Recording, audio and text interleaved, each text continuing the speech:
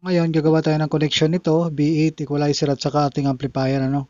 So, ang ating B8 dito, idol, ginawa ko lang itong Bluetooth receiver para sa ating cellphone.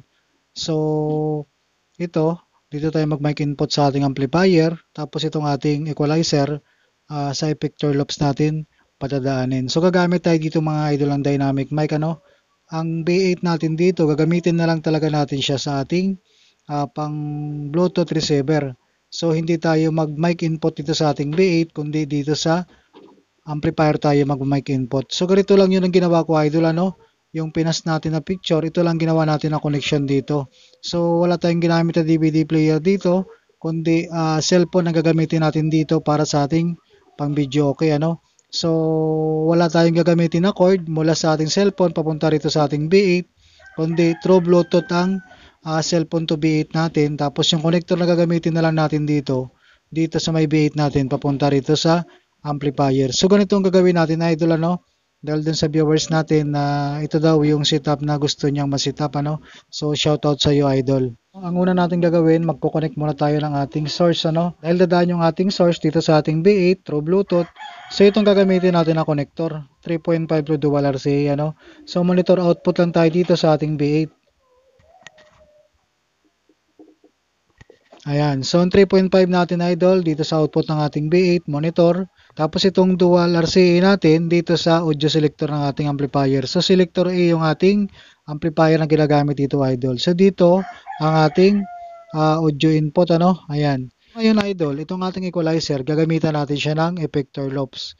Kasi ito, idol, pag once na hindi tayo gagamit ng ating effector loops dito, tapos yung B8 natin, pinadaan natin kagad dito sa ating equalizer, papunta rito sa ating amplifier. So, dapat yung ating microphone, mga idol, dito sa ating B8 para dumaan yung ating microphone dito sa ating equalizer. Ngayon kasi, idol, yung ating B8, gagamitin ko lang sa ating Bluetooth receiver, ano? So, pang music lang o audio lang ang gamitin natin dito.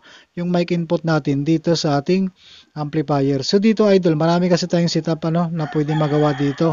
Pero itong setup na to, ito ngayon ang gagawin natin para dun sa mga viewers natin na gusto yung ganitong setup, ano. Effector loops ang gagamitin natin dito para sa ating equalizer. So, tinanggalan natin yung connector ng ating effector loops. So, ito, idol, ano, ang gagamitin natin dito na connector, ito lang.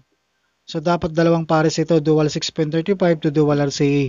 So, ang ating effector loops, mga idol, may input at saka output.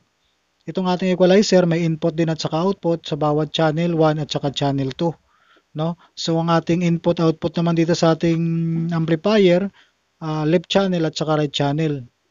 So, dito, channel 1, channel 2 sa ating equalizer. So, magiging left and right channel yan, yung ating channel 2 at saka channel 1 ng ating equalizer. So, katulad dito, mga idol, ito yung output ng ating effector loop. So, mag-output tayo dito, itong left and right channel natin. Ayan. So, dapat itong output, idol, papuntahin natin ito sa input ng ating equalizer. So, input ng channel 2 at saka channel 1.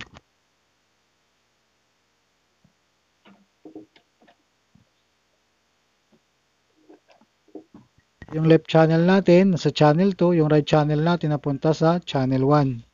So, ito yung isa, idol, ano, dual 6.35 to dual RCA. So, yung output naman nitong ating equalizer, ayan, channel 1, channel 2. So, mag-output tayo dito ng dual PL natin.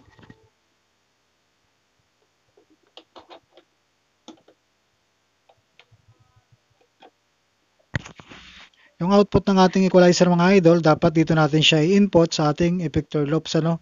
So, itong dual RCA, ilagay natin ito sa effector loops ng ating amplifier. So, ayan na, mayroon na tayong connection dito sa ating equalizer. So, ayan lang siya, idol, ano. Ayan.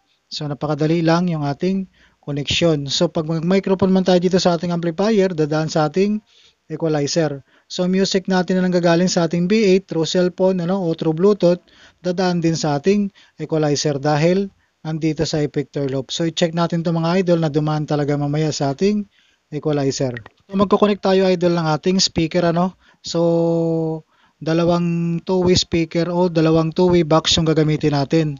Ito, yung isa sa left channel, yung isa sa right channel. So, ang ginagamit ko rito, idol, ay banana plug, ano. So, output lang tayo dito sa ating right channel. Ayan. Tapos ito sa ating left channel.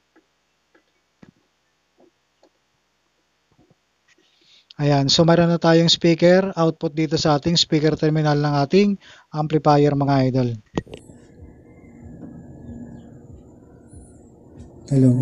Hello sound. Check mic test. So yan mga idol, dumaan na sa ating equalizer yung ating microphone ano. Ayan. So yung ating B8 idol, pang music lang ito ano. So yung ating microphone dito sa ating amplifier, pero sa effector lobes kaya dumaan itong ating microphone dito sa ating equalizer. So dito idol, ang sunod naman natin ipapakita dito, ipaparinig yung music natin na dumaan sa ating equalizer din. So ngayon mga idol, mag-through Bluetooth tayo. Connection dito sa ating B8 na nanggagaling sa ating cellphone ano.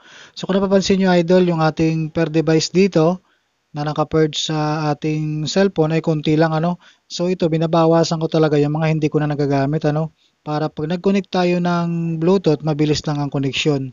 So katulad nito, naka-pair na itong ating B8 so i-click lang natin yan. Bluetooth connected. Ayan, so Bluetooth connected na siya.